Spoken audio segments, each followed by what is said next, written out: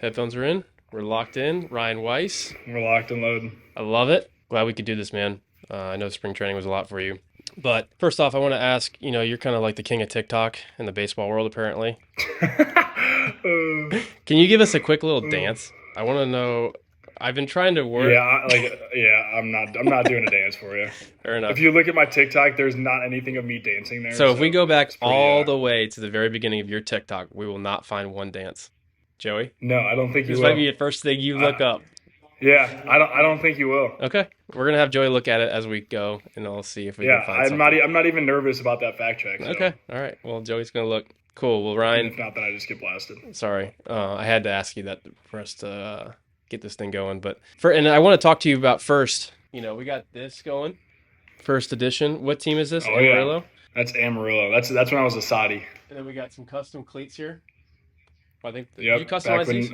Yeah, back when Nike was able to customize cleats for you, that's what I was able to do. But now they don't let you anymore. So I kind of, I know you're pretty swaggy, and you do you customize your stuff, and you got some pretty good shoe collection, and your cleats are second to none. Do you have any cleats on you by chance, or are they at the field? They're at the field. Ah, damn. Yeah. All right. Well, just kind of going off that, like, what cleats are you rocking this year? I know you sometimes put like causes and stuff on your cleats, which I think is so cool. And I think a lot of people that do it are doing an awesome thing.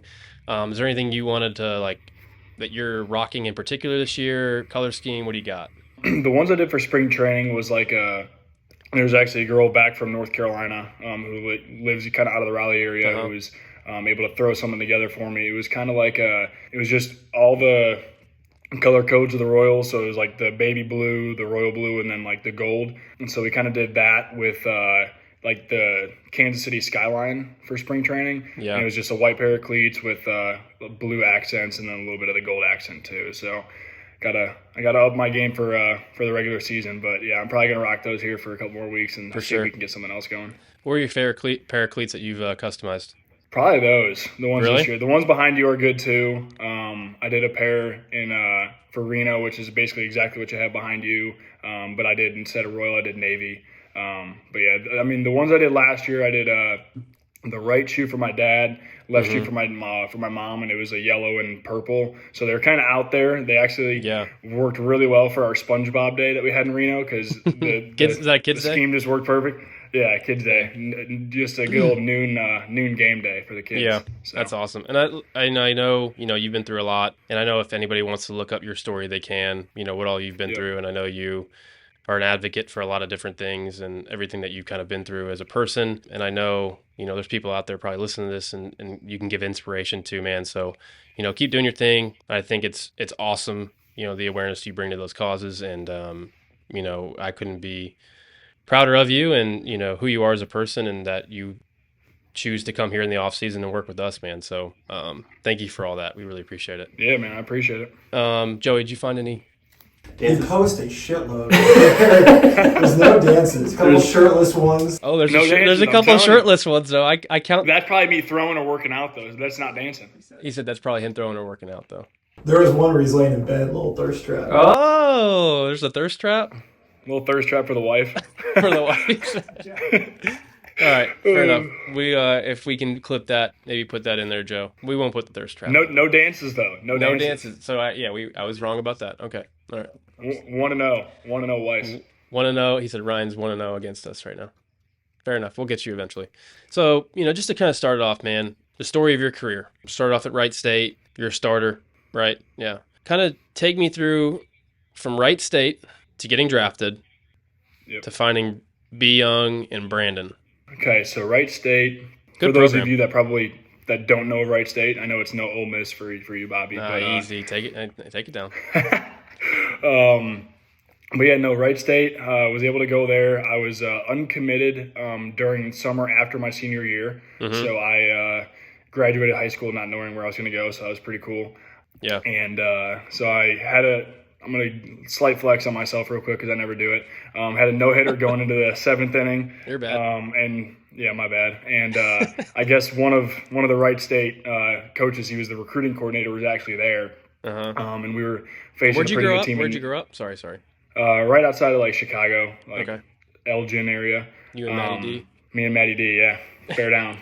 But yeah, so I did well, and then after the game, I was kind of just like taking off my cleats and like ready to like go get some food and like go home. Obviously, we won, so Yeah, because we're nasty. But of course.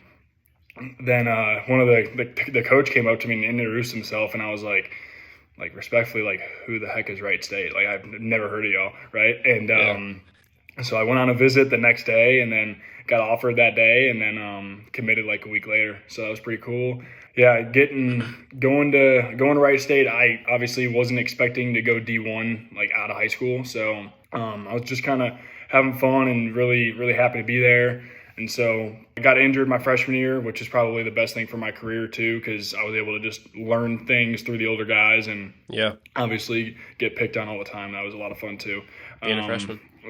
Yeah, being a freshman, tarp duty that I had to do for the next 3 years too. Yeah. But yeah, no, so Wright State was awesome. Was able to go play summer ball. Had a really good year my freshman year at Wright State and in summer ball.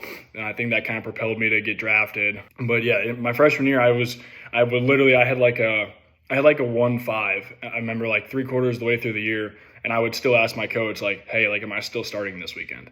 Like, because I just didn't want to lose my job like to someone else because I knew I was a redshirt freshman. And I was starting on Saturday, so again, it was cool. But I was like, hey, like, did I do good enough last week to like keep my job this week, sort of deal? And he kind of looked at me like at the end of the year, he's like, dude, you have like a sub 2, like of course you're gonna start. I was like, well, you never know how it is. I'm a freshman, you know what I mean? And so, so yeah, did well, and then did well in summer ball too.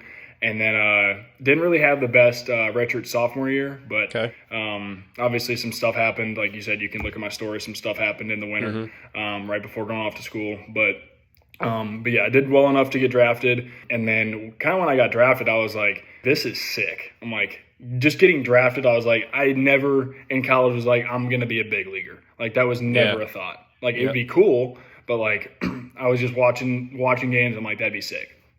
But I was never really like, I'm going to be a big leaguer.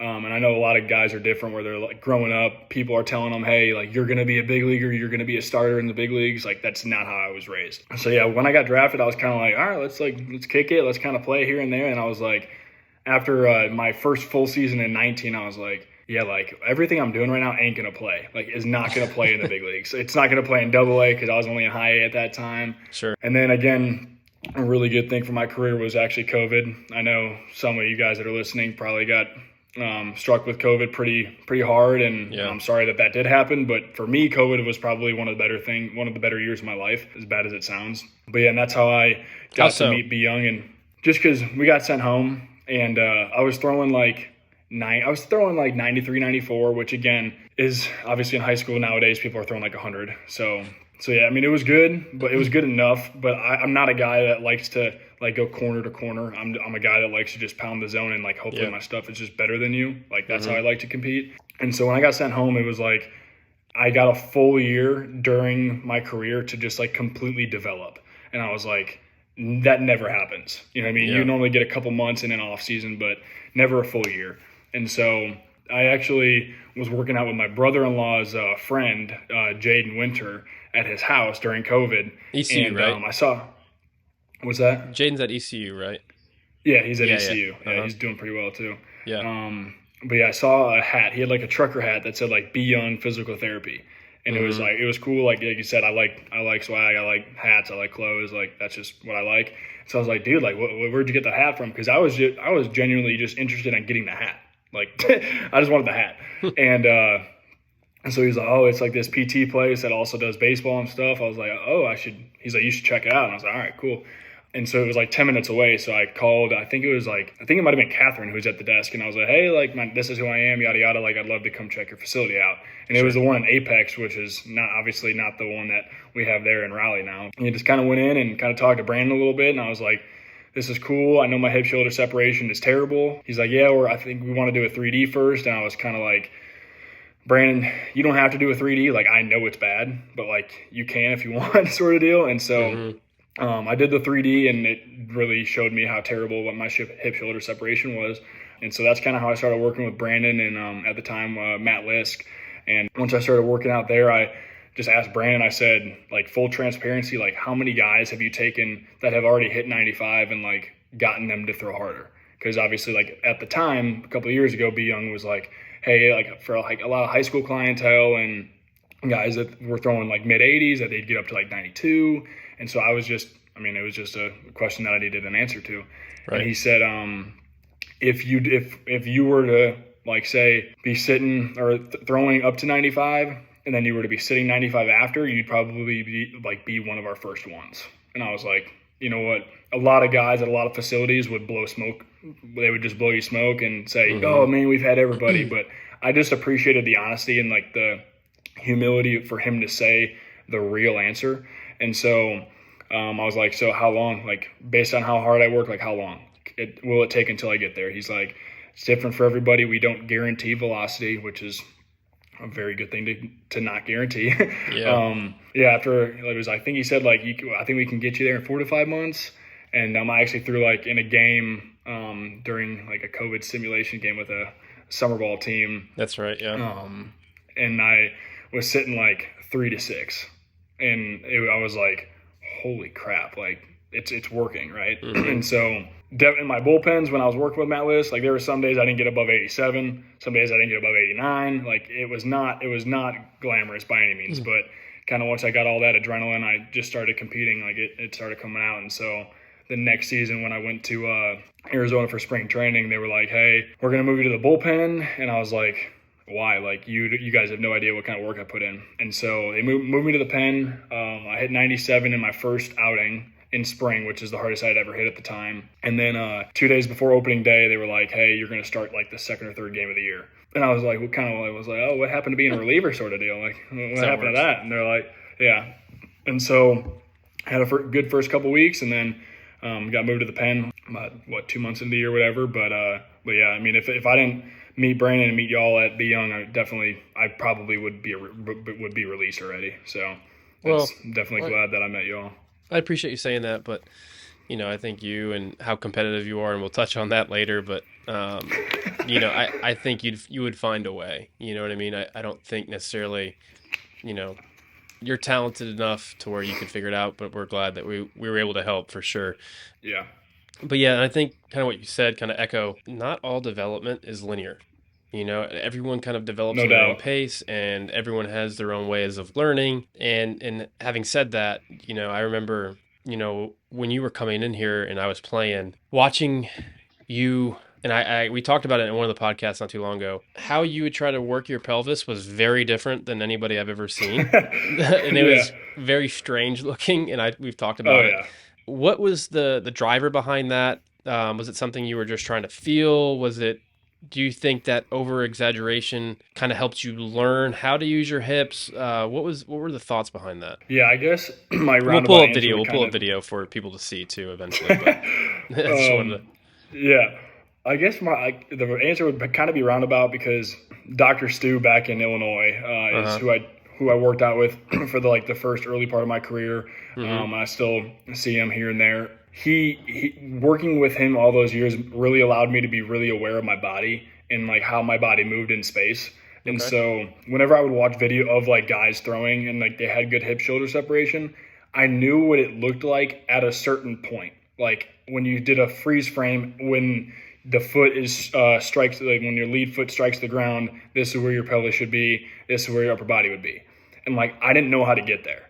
So I would Mm-hmm. just like almost force myself to get there. And again, like forcing your body to do something in space is not easy. But because I was really aware of my body, I was kind of able to do it. And Sure. so, like as you said, you're going to pull a video and it's going to look really weird, but it somehow worked. And I know a lot of coaches told me they were like, "Hey, if you can't repeat this, like we're going to bang it because Yeah. like it's hard." But I was able to repeat it every time.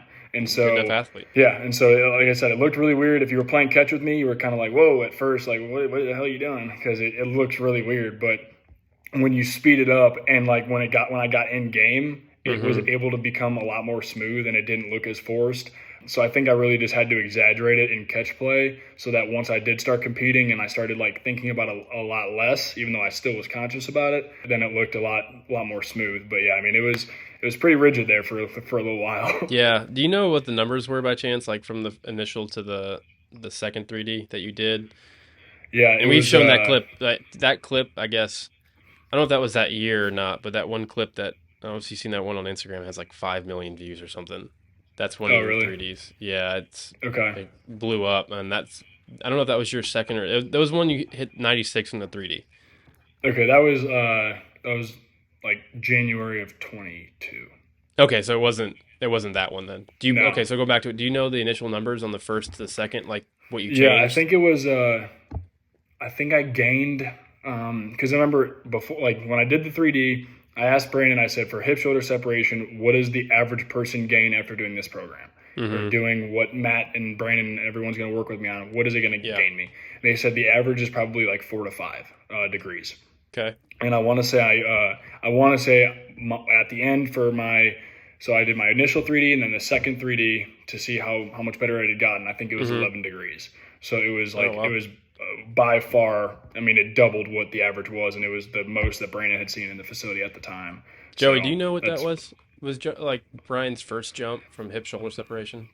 Like when you're running the reports and stuff, it was probably like 11 degrees, right? Huge jump, Joey says. yeah. I Yeah, think it was 4 to 11. yeah. What things did you guys focus on doing that? Was there any like cues that kind of helped you, or was it just like, hey, I'm just gonna rip these things open? It was like Matt would always say, throw the hips.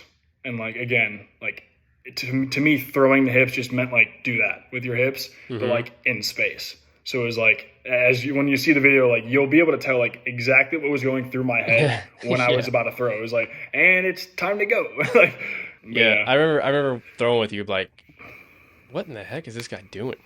That's the strangest looking thing I've ever seen. But Yeah. again, like it got you to throw harder, and I think too, and we'll kind of touch on it here in a minute. This year I think was a really big developmental year for you this past off season, and Yeah.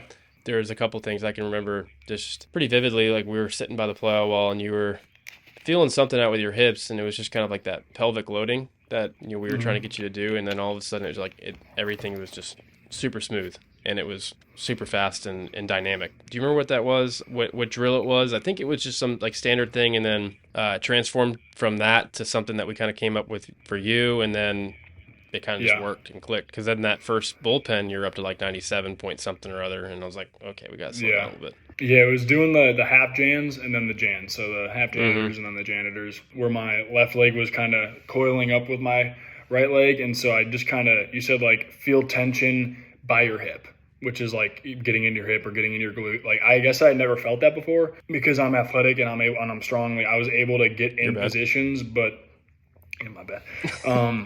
I was able to get in positions and people would be like, oh, okay, it looks like you're getting in the hip. And I was like, all right, cool.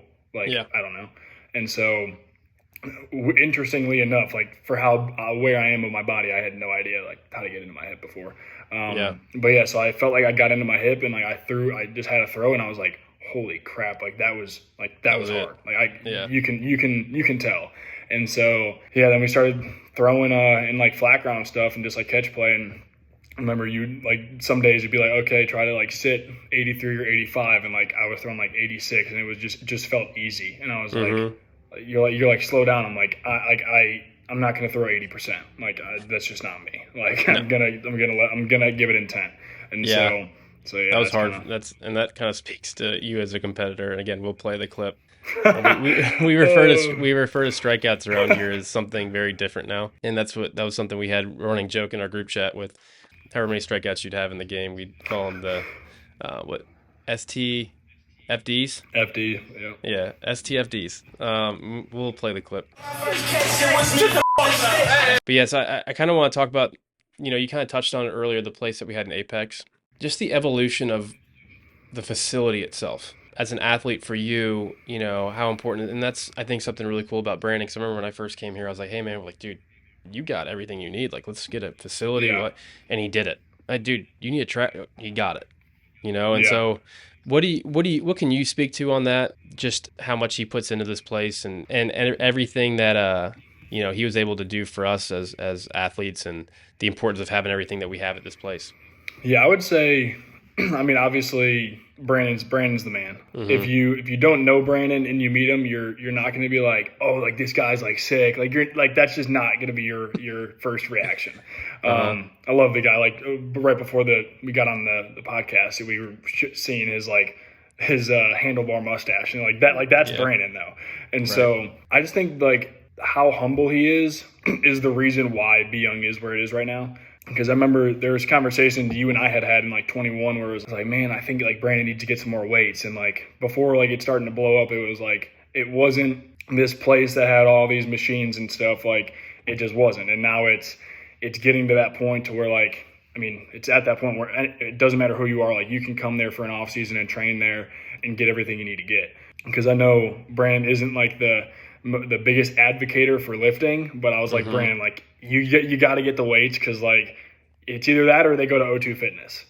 And so I'm gonna get it. I'm gonna be squatting the house. So yeah, exactly. And so no, I just think him being able to be so open minded to whatever an athlete has like comes and gives kind of their thought. Obviously, there's a certain aspect to like don't step over the line or yeah. test your bounce too much, but he was just very open with it. Like you said, hey, we need a track man. It wasn't like a whole lot of why, and you have to convince him for 3 months on why he needs it. It was like, hey, you have a bunch of experience. Like I trust you, and he Mm-hmm. understands. Like he understands his strengths, and he understands your strengths, and so he does a really good job like trying to combine those.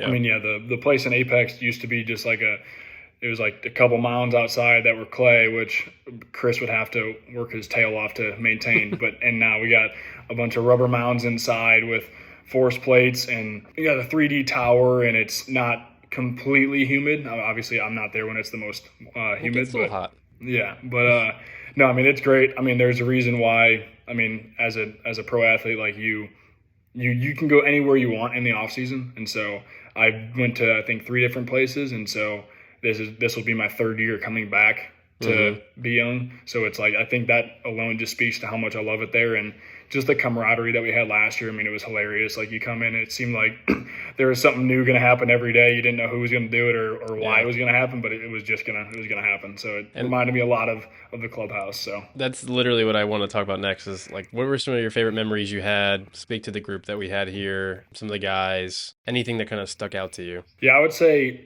initially like you having the leave your feelings at the door sign in there, like that being there so early was so good because like nobody left their feelings at the door. It seemed like most of the time, so it was like everyone was getting shit on, and like if Yeah. you couldn't take it, like I love the Probably model. not If for you don't you. like it, yeah, if you don't like it, be better.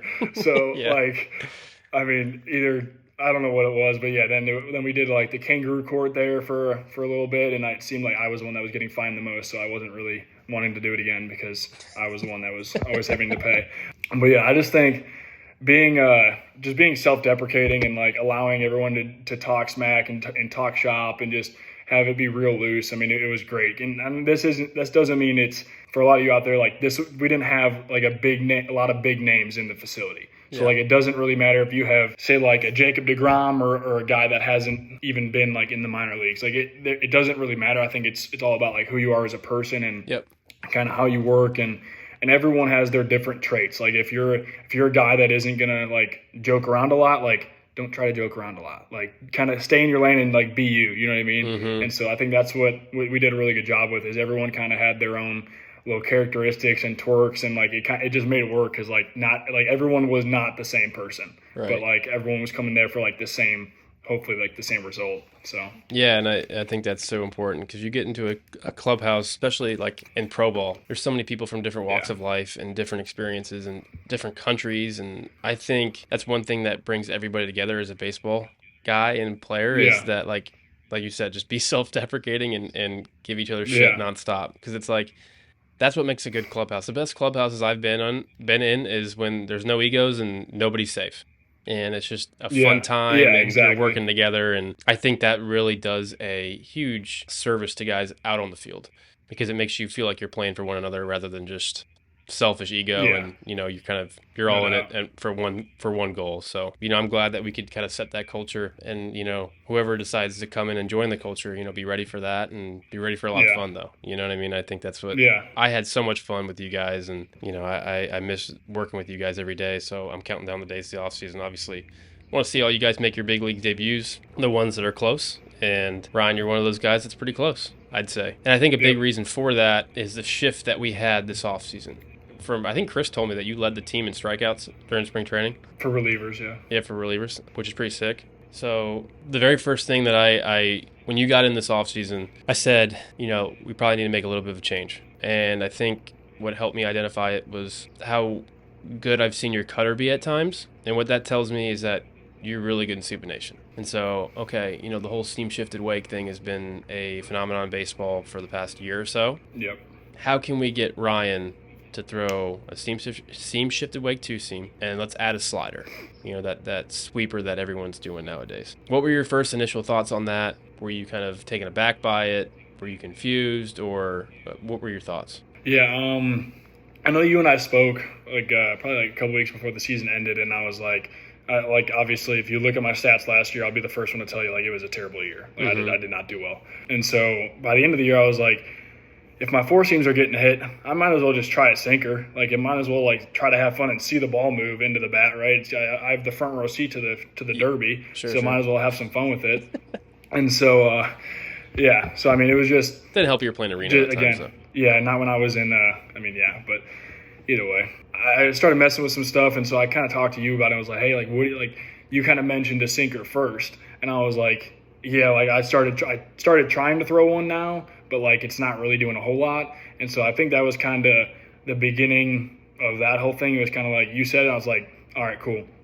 And again, just going off of the vibe that we had last year, it was just the ego, not having an ego when you walk in the door is so important, because in COVID, when I was working with Matt, I was like, hey, I know I don't have it. I know I can work on it, and I know I can work hard, but I don't know how to get there. And then in 21, it was kind of for me, because I had a really good season in 21. So the 21 off season was hey, just kind of maintain everything you're doing, just kind of stay there. And I guess I now know I'm not good at maintaining. I'm really good at making changes and adapting with the game. Sure. I now know that's one of my strengths. And so again, I didn't have a good season, but then this past year I was kind of okay, I think I was kind of more on my own in 21, where I was hey, everyone said maintain, and that's what I was doing. I did a really good job of that in the off season. Sure. But then this past year, being able to adapt and just throw different pitches and work on it and use it as a pitch design off season, which is what we said at the very beginning. I definitely think we accomplished the goal of getting a seam shifted wake and a sweeper. My sinker right now isn't getting above 5 or 6 invert, and it's getting more than 15 horizontal. So that's awesome. Plate 16 inches. So yeah, and then the sweepers, the other day, I think I carried my sweeper at 8, and I had 16 horizontal. So what was the velo on it? 83, 82. Yeah, good. So yeah, hopefully I need to get that a little harder. But yeah, no, dude, that's elite. Just kind of based off of the TrackMan numbers were before with the previous arsenal and we have now. I'm excited for you, because I saw the outings that I've watched, how much it plays. So for me, we're on the right track. We found what works for you, and let's just execute at a very high clip. Yep. And I guess were the Royals kind of confused, I guess, when you came back into camp? Was there any kind of pushback? How did that kind of go? Because I know sometimes you come back a completely different guy in the off season. I got a lot of teams or organizations are like, whoa, what happened? Why'd you do this? Yep. What was kind of the initial feedback from them?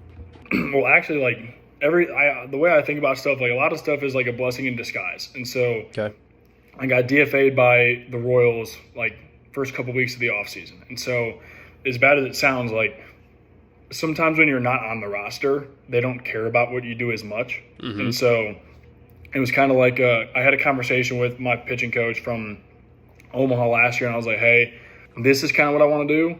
He was pretty open to it. And then it was kind of it was going to be kind of a ask for forgiveness, not permission deal, because I had already done it, and I wanted to see what his answer was. Yeah. And then if he said ooh, I don't know about that, then I'd be well, I was 96.7 with my sinker, and then I was 85 with my sweeper with my metrics. So it was I wanted to have some facts to back it up, because whenever you tell someone, hey, I'm doing well, the thing that's going to speak the most is numbers. And so that whenever I had my numbers, that's when I was completely transparent with them, because I knew they weren't going to deny that.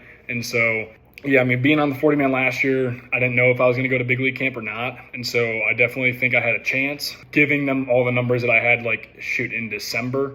And then, like, continuing to have the off season I did into January and stuff. I was transparent with them, and I just kept letting them know my numbers, and I was throwing bullpens, and I was throwing live, and sending them video, and then I was able to go to big league camp. But yeah, it's just that's how the game is. It doesn't really matter what you did yesterday. It's today's a new day, so you better do the same thing. Like, that's Sure. why if you look on like Sports Center and stuff, and like on ESPN, like football will talk about a game for a whole week. If you talked about a baseball game for the whole week, you would miss out on 6 days. Yeah. So there were 6 games. So like it's just different. So yeah, I was very blessed that they gave me an opportunity to go to camp, and I didn't know how long I was going to be there. So I just knew I had to make the most of it when I was there, and so I'm glad I was able to stay there for as long as I did. Yeah, and that's something I want to talk about. Like, did you have any expectation that you were going to stay there the whole entire spring training? So I'm sitting there texting you like, dude, there's a chance. Maybe. Yeah. Let's push the podcast back Right. and see. Just because of how well you were doing, and like, Yeah. I know you're not oblivious to it, and I know, there's a reason you stayed there the whole time, because obviously they liked what they were seeing. How was it being in camp the whole entire time? I mean, I would like to think you had a chance of making the team. So like, what did that change anything? Was your mindset the same? Were you able to stay focused? Like, what did that entail for you? Yeah, I think what I did last year was some days I would like strike out the side, and then the next game I'd give up like 3. So like this year, my main focus is like, and you probably caught on to this too about just how I've been texting, is like I just want to be as consistent as I can. Yep. And so that like what I did in my last game does not matter anymore. So it's like some guys are like, oh, when they have a scoreless streak or something like that, they get all caught up in it. It's like it doesn't really matter, because if you're doing as well as someone else and they're on the roster, then you better keep doing better than them for longer. And so whenever I went out there, I just really tried to attack the zone and try to be as competitive as I can, and just prove to them that I do belong here, and that I didn't have a good year last year. But I'll be the first one to tell you that. Like, when I got DFA'd, I told them, I was like, hey, I don't blame y'all. Like, I did terrible. Like, it's time for me to prove to you again why you claim me. And so that's kind of what it was this spring. It was just proving to them that I belong. And after my first outing, it was on a backfield game, but I faced 4 starters for the team, and I think I faced 5 hitters, and I struck out 4 out of the 5. Yeah. And yeah, the big league pitching coach came up to me and was like, I know I don't really know you, but I know you did a lot of work, and you just showed it. It was pretty immediate, cool. And so that was pretty cool. That's awesome, man. I think, like, not that you needed any validation, because you're not somebody that needs that, but just to have somebody in that position, like, say, hey, dude, like, that's pretty damn impressive. I think is, yeah, no doubt. We're human beings, and I think that's pretty cool to hear. And if any high school kid or any college kid is listening to this, kind of what I took away from what you just said is that we got to stay here. So many guys, like, especially when you're younger, man, like, oh, I had a good outing. Yeah. I'm walking around school with my chest out a little bit more, and I couldn't sleep because I was so excited about how well I did. It's like, it doesn't matter. It's over. Look, you can enjoy it, be happy, like, but when it becomes a problem and it becomes a distraction of your work and your preparation for the next outing, then we need to kind of take a step back and say, hey, why am I doing this? Am I doing this for the feel-good situation, or am I just trying to be great? You know what I mean? And that's something I told you and Venero, too, a lot. It's like, let's be as consistent as possible. Big leaguers, they're not out there going, oh, I punched out 2, and now I get to just take another outing out. No. You got to be ready to go. You know what I mean? And you're trying to win every single pitch at every single moment. So that when you're in that mindset and simplifying that mindset, where it's like, hey, I'm going to try to fill up the zone. I'm going to be competitive. I'm going to throw my best stuff and see what happens. I think that is such a better mindset for longevity in the game, as opposed to getting 2 up or 2 down. So, I'm excited for you just based off that. You seem to be in a much better headspace. Not that you weren't before, but when you can actually live that mindset out. Yeah. I think that's when people are set up for success. So I think that's awesome, man. I'm really happy for you. I kind of just want to, like, what are your, I guess, what are your plans this year in AAA right now in Omaha? Like, did they give you a time? We don't have to talk about it if you don't want to. Is there a timeline, or is there anything that's changed? Is there anything that you're working on right now? What do you got there? Yeah, not really. Just honestly, just go out. I mean, the season started like 4 days ago or whatever it was. So Mm-hmm. it's just obviously, and this is how people think about it when they're doing well. Or so, a lot of times people don't think about this when they're doing well. They only think about it when they're doing bad. But the clock reset. Like stats aren't. This is no longer spring. So Mm-hmm. it's I don't care if you balled out in spring and then now you got a 10. Like it Yep. doesn't really matter. Or if you had a 10 before, it's easy to say, oh, like fresh new start, let's go, and like now I know what to do. It's like for me, it's like all right, fresh start. Like Yeah. I got to prove that what I did in spring, I got to prove that again. And if I know that if I continue to do what I did in spring and I'm consistent with that, then my time will come. I know last year I paid a lot of. I really did the math. I tried to be the best GM I could, and that was probably one of the worst things for my career because I Yep. just got all caught up in it. And this year, it's just you know what? I mean, in order for me to get up, someone's got to get DFA'd, and so I don't want someone to get DFA'd. Like that isn't. I don't go to bed being like, oh, I can't wait for this. But it's like Yeah. it is the nature of the game, and so you don't hope for that to happen. But if it does happen, you better be ready. And so I just want to stay prepared, and I trust everything I did in the off season and what I do now. So I just know if I'm consistent and stuff happens the way the game can tend to happen, I know I could Yeah. be the one, but that nothing's guaranteed. So I gotta stay healthy and I Absolutely. gotta stay consistent. Yeah. So Control what you can, man. At the end yeah, of the day, there's so many people out there, especially in pro ball, that play GM. They're like, well, if this guy does this and I do that, and if my ERA is this and his is that, it's like, dude, get over yourself. You know what I mean? yeah, At and the then end you're of the gonna give day, up. Then you're gonna give up a 2-run homer the next your outing. your So and your energy and your focus is in the wrong spot when you're doing that, man. yeah, Like it's yeah, you're putting that negative energy on yourself and your own performance. It's like, get over yourself, get out of your own way, stop playing GM, go dominate for you and you only, and good things usually happen. So, Ryan, we're gonna end with that, man. But really appreciate you coming on. Is there anybody, or we kind of mentioned the whole, the causes stuff. Is there anything you want to give a shout out to? One person? Is there any cause you want people to be aware of, or a website? The floor is yours on that. like you said earlier, I'm not gonna. I don't. I'm not a person that gasses myself up. So if you want to check out any of my stuff, I mean, It's you TikTok. should be able to find it. But yeah, no. Other than that, all the people that I need shout outs to, they already know who they are. I Yep, just appreciate all you guys have done back there. You guys we're know here how for you. appreciative I am for you guys, and Yep. yeah, anybody that's helped me along the way, I appreciate it. And if you need more than that, then you probably don't know who I am. So, but yeah, Yeah, perfect, man. Well, go ball out, man. We're all rooting for you. I know there's a lot of people around this area that are excited to see you complete this journey and this story of yours, man. Like, you're an inspiration to a lot of people. So, Ryan, thank you for coming on, brother. Really appreciate it. yes, sir. Appreciate y'all. Thank you. Yes, you got it.